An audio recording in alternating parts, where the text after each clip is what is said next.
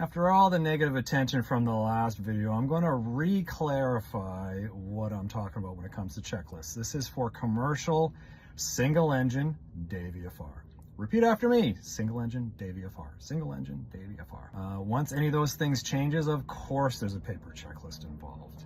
And I'm not some weirdo pilot who's gone rogue. I'm just flying the way I was trained by people who were trained that way themselves, including a retired A320 captain who started his career on Beavers, went to the A320 and came back to Beavers after he retired. And he went without a checklist. Same with a retired Dash 8 captain.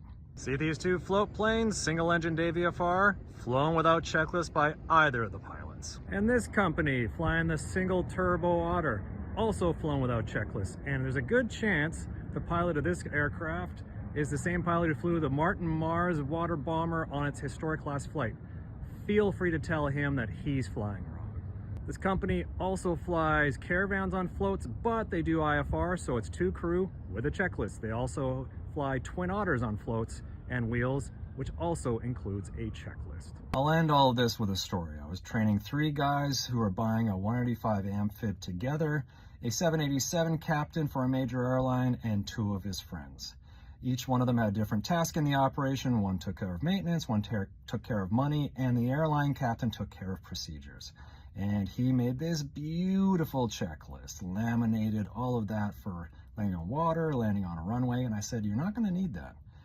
That's not what we do in floats. You should go checklist free. It's a very simple machine. And he said, no way, the stakes are too high for landing gear down on water. And I said, I get that, and I appreciate that, and I respect it, so let me know how I can help.